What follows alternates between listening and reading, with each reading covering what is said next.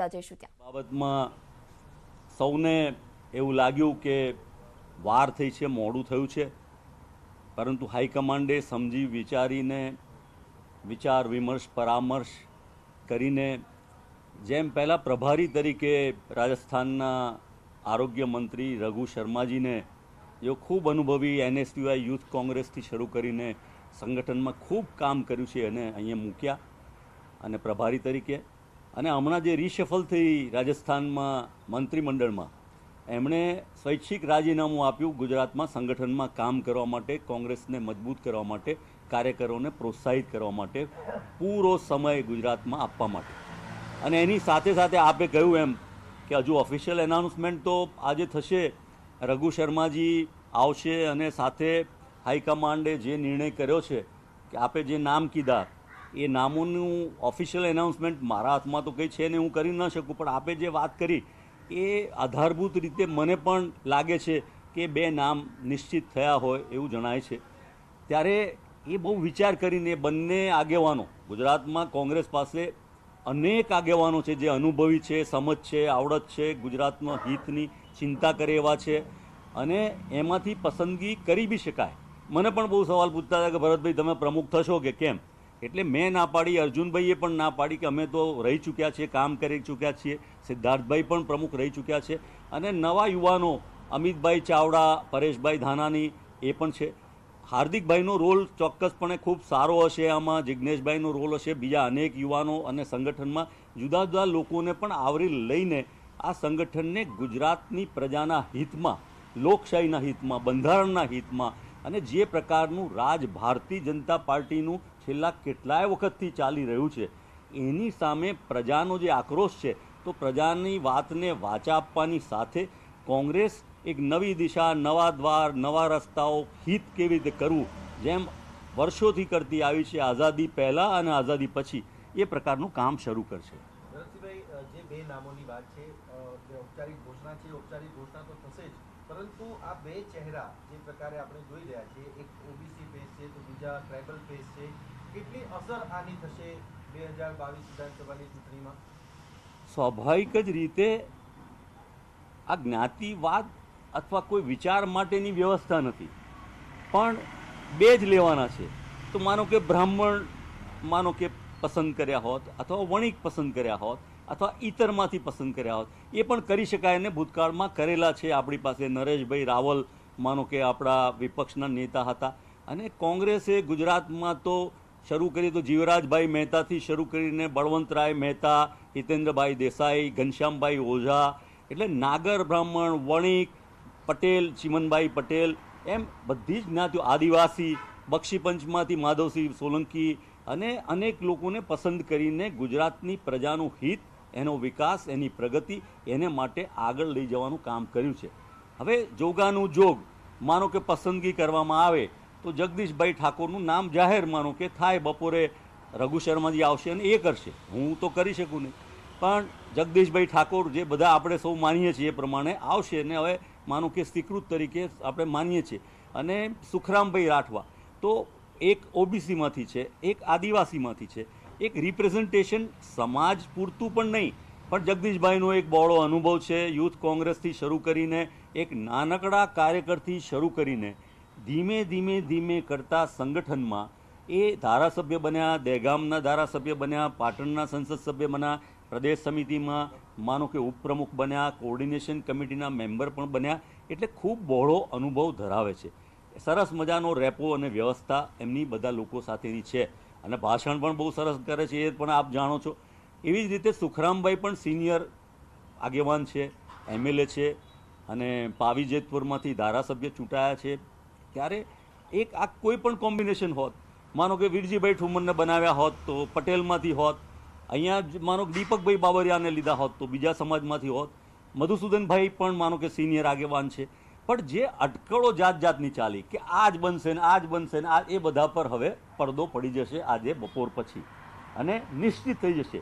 હવે સવાલ આવશે કામગીરી કરવાનો, અને એ કામગીરી માટે હાઈકમાન્ડ તૈયાર છે એવું આપ અને આપણે સૌ સમજીએ છીએ. વાર લાગી એવું લાગ્યું, પણ મને લાગે છે કે હવે ચોક્કસ દિશા પકડશે, અને સૌ આગેવાનો ભેગા થઈ ગુજરાતના હિતમાં અને આમ તો ઘણા વર્ષથી આપણે જોયું, વિજયભાઈ રૂપાણી પોતે જ કહેતા હોય કે 25 વર્ષ પહેલાં ભ્રષ્ટાચાર નહોતો ગૃહ ખાતામાં અને રેવન્યુ ખાતામાં. મુખ્યમંત્રી પોતે સ્વીકારતા હોય અને મુખ્યમંત્રીને માટે રબર સ્ટેમ્પ કહેવાતું હોય, અને આજે માનો કે જે મુખ્યમંત્રી છે એને માટે પણ રબર સ્ટેમ્પ કહેવાતું હોય, તો એનાથી ખરેખર પ્રજાનું હિત કેટલું થાય છે. પણ અમારે પણ પ્રજામાં સ્વીકૃત થવા માટે આ નવી ટીમ, નવા લોકો સાથે પ્રજામાં જઈ રાહુલજીના, સોનિયાજીના, પ્રિયંકાજીના માર્ગદર્શન હેઠળ આ નવી ટીમ સાથે કેવી ગોઠવણ થાય છે એ તો રઘુ શર્માજી હાઈકમાન્ડ સાથે ચર્ચા વિચારણા કરીને કરશે કે આ બોડી કેવી રીતે બનશે, પ્રમુખ CLPની સાથે બાકીની વ્યવસ્થા કેવી રીતે ગોઠવાશે. પણ એક વાત નિશ્ચિત કે જે અટકળો હતી અને લોકો એમ કહેતા હતા કંઈ થતું નથી, કંઈ થતું નથી, કંઈ થતું નથી, એ વાત પર પડદો પડીને હવે દિશા નક્કી થશે. અને 2022 આવી રહ્યું છે, કોંગ્રેસ આવી રહી છે.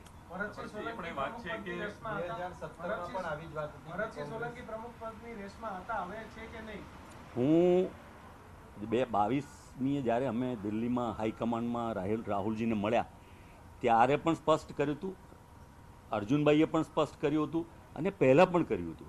અને જોગાનું જો મારા જેવાને તો 2 વાર પ્રમુખ બનાવ્યો હતો અને ઘણું બધું કામ કરવાનું મળ્યું છે. અને હંમેશા હું કહેતો આવ્યો છું કે કોઈ પણ ભૂમિકા નાની નથી. પેલું સોલ્જરની ભૂમિકા છે, તમે જુઓ છો કે સોલ્જરમાંથી ધીમે ધીમે ધીમે ધીમે ધીમે આગળ વધતા જવાય. એટલે હું પ્રમુખની રેસમાં હતો પણ નહીં, અને જે કંઈ આવે એને સમર્થન કરવા માટે 2017માં ચૂંટણી પછી તરત મેં રાજીનામું આપ્યું હતું. પછી અમિતભાઈને માનો કે પ્રમુખ બનાવ્યા. હવે બધા વાતો કરવા માંડ્યા કે હું બેક સીટ ડ્રાઇવિંગ કરું. જો ફ્રન્ટમાં જ હતો તો બેક સીટ ડ્રાઇવિંગ કરવાની જરૂર ક્યાં પડે.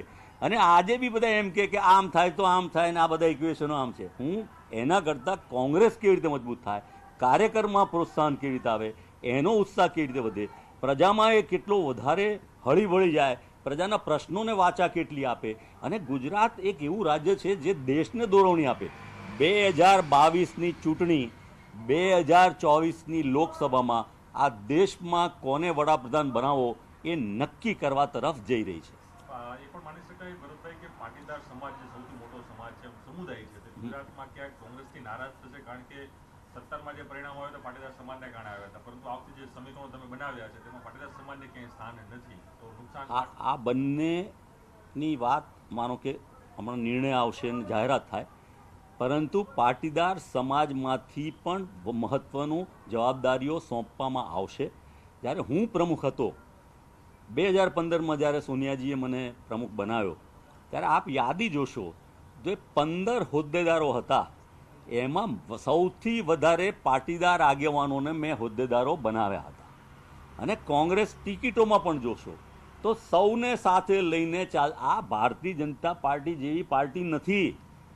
એ મુઠ્ઠીભર લોકો, અને તે બી મોટાભાગના રબર સ્ટેમ્પ કે આંગળી ઊંચી કરાવે અને એમના ખોટા નિર્ણયોને તમારે એન્ડોર્સ કરવાના. આ ખેડૂતો પરનો જે કાયદો લાવ્યા હતા અને પાછું એમને થૂક ચાટવું પડ્યું, એવી પરિસ્થિતિ કોંગ્રેસ કરતી નથી. ભરતસિંહભાઈ, સ્ટ્રેટેજી જે છે એ હવે આગળના દિવસોમાં કયા પ્રકારની રહેશે? 2017માં તમે હમણાં કહ્યું એ પ્રમાણે કે કોંગ્રેસ આવે છે, 2017માં લગભગ થોડાક નજીક સુધી તો તમે પહોંચી જ ગયા હતા. આ વખતે એ કમી કેવી રીતે પૂર્ણ કરો?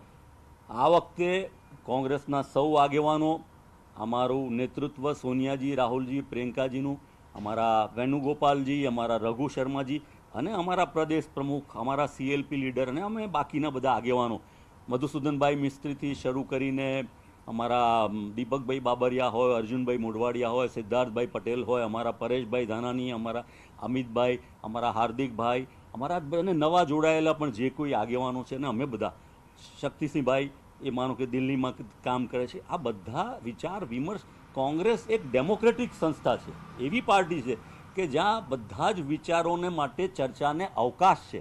આ કંઈ ઠોકી બેસાડવાવાળી, કારણ કે બધાને જેટલો અમારો સંપર્ક લોકોનો વધશે, પ્રજાનો વધશે, ગુજરાતના પ્રજાજનો સાથે, એમાંથી જે ફીડબેક આવશે એનું સોલ્યુશન, જેમ નરસિંહરાવ ચાણક્ય ગણાતા હતા, અને એટલે પ્રજાની વાતને લઈને એમાંથી પાર્ટી પોલિસી, આઈડિયોલોજી, ફિલોસોફી કરતા હતા. ગાંધીજીથી શરૂઆત કરીને જવાહરલાલ નહેરુ, સરદાર વલ્લભભાઈ પટેલ, મૌલાના આઝાદ, એ ખૂબ વિચારશીલ કેમ હતા? કારણ કે એ ખૂબ પ્રવાસ, ખૂબ લોકોનો સંપર્ક, લોકોને મળીને કામ કરતા હતા. સત્તાવાર રીતે કોંગ્રેસ પાર્ટી જાહેરાત કરી જગદીશ ઠાકોરની, કઈ રીતે જોવો છો? જગદીશ ઠાકોરની સત્તાવાર કોંગ્રેસ પાર્ટી જાહેરાત કરી દીધી. જગદીશભાઈ ખૂબ હાર્ડવર્કિંગ, ખૂબ મહેનતુ અને પાયાના કાર્યકર છે કે જેમણે સંગઠનને યુથ કોંગ્રેસથી કામ કર્યું હોય. એ જમાનામાં ઇન્દિરાજીના ટાઈમમાં જ્યારે રેલીઓ નીકળતી અને ભારતીય જનતા પાર્ટી એ વખતે જનતા પાર્ટીના નામે કામ કરતી અને જનસંઘના નામે કામ કરતી અને બીજા લોકો જ્યારે વિરોધમાં હતા, ત્યારથી યુથ કોંગ્રેસ અને ધીરે ધીરે મક્કમ રીતે કોંગ્રેસમાં મજબૂતાઈથી કામ કરતા આવ્યા છે, લોક સંપર્કમાં રહેલા છે. એ પણ વાત કરી કે હજુ પણ વિપક્ષ નેતાની જાહેરાત ભરતભાઈ ના કરી, માત્ર જગદીશ ઠાકોરની નામની જાહેરાત કરી દીધી. હવે એ હાઈકમાન્ડનો પ્રિરોગેટિવ છે, એ અધિકાર હાઈકમાન્ડનો છે. આપે કીધું એટલે હું એને એન્ડોર્સ કરું છું, કારણ કે આપ ઓફિશિયલ કહો છો એટલે. પણ માનો કે જે તમે સાંભળ્યું અને મેં સાંભળ્યું, એવી પરિસ્થિતિમાં નવા નામની વાત ચર્ચા ચોક્કસપણે થશે ને એના પર નિર્ણય આવશે. ભરતજીભાઈ, યંગ ફેસીસ પાર્ટીમાં છે, એમને કયા પ્રકારનું પ્રાધાન્ય આપવામાં આવશે જો નવું જે આખું માળખું બનશે એમાં? અને કાર્યકારી પ્રમુખો નવી જે ઉમેરવાની વાત છે, તો કે નવા કાર્યકારી પ્રમુખમાં આવશે ખરી ગુજરાત કોંગ્રેસની અંદર? યુનિટી ફોરમમાં મુકેશ અંબાણી સંબોધન કરી રહ્યા છે, સીધા જઈશું ત્યાં. This transformation is taking place as we see, and I believe, like any transformation, unevenly across geographies and across social classes. But since the speed of this transition is so breathtaking, I have no doubt that globally we are on the verge of building a digital society. And I believe that India, like China-led manufacturing, right? India can lead the digital society and become a global leader in its own right. Let me explain what I mean by digital society. Everything in the physical world, almost every activity in the human world can now be digitized, digitally enabled, digitally enriched, and digitally transformed. Anything and everything that can go digital is going digital at an exponential pace. This dramatic transformation is enabling people to perform tasks digitally, which traditionally were only meant to be performed using physical infrastructure. For example, holding meetings or shopping or watching a movie or making a vendor payment. All these activities 10 years ago would have meant using physical infrastructure in different places. But today, we all do them from convenience of our home. Even common people are now making financial transactions at the click of a button on their smartphones. But this is just the beginning of what is going to be even more incredible, even more exciting, even more beneficial. This is because the world is going to be transformed by the digital first revolution. The physical world will become subordinate to the digital world. Whatever product or service we desire is being first imagined and designed in the digital space, then created in the physical space. Whether you're building an airport or a township, whether you're manufacturing a car or something in consumer electronics, it is today possible to design it end to end first in the digital space, test it as per all possible parameters, and then translate it into reality.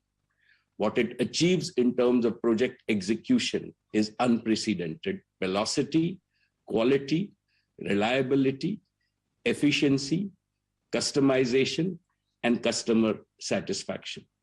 This will also be a drastic cost reduction and drastic reduction in waste resource opportunity in the coming years.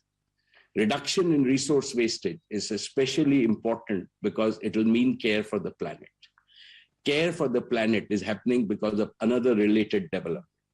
Energy systems are also being digitized, data-driven, and AI-enabled. The transition to energy-saving, decarbonization, clean and green energy is happening at an astonishing pace. We will therefore be seeing something unbelievable in the near future. There will be tremendous value creation in the virtual world as there is value creation in the physical world.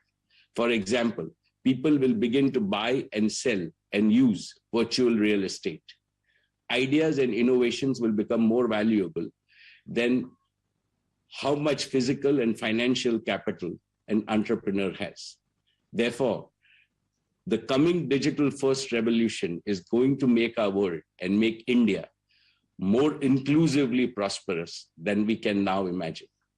I can say with absolute confidence that the digital first world will be a more equal world without the traditional and unacceptable disparities and deprivations we see in our societies at present. The digital first world will be a people first world. No one will be last and no human being will be left behind. The digital first world will also be a planet first world. Care for the planet and care for the people. These two mantras will guide technological transformation of the world in the 21st century. Sorry for such a long answer, but Anjali, I am passionate about this. I don't know if you could get most of it. It is such an exciting vision. And indeed, your passion absolutely comes through. So let me build on that a little bit. In fact, I was going there next on. તો આ સતીશ હવે સમય થઈ ગયો છે એક નાનકડા વિરામનો. પરિવર્તનની અત્યારે તુલના ઝડપે અતુલ્ય છે તેવું પણ કહ્યું હતું. IFCA આયોજિત આ કાર્યક્રમ છે તેમાં મુકેશ અંબાણીએ સંબોધન કર્યું હતું. RIL ચેરમેન મુકેશ અંબાણીએ સંબોધન કરતા કહ્યું છે કે પહેલા ટ્રાન્ઝેક્શનમાં કોમ્પ્યુટરનો ઉપયોગ થઈ રહ્યો હતો.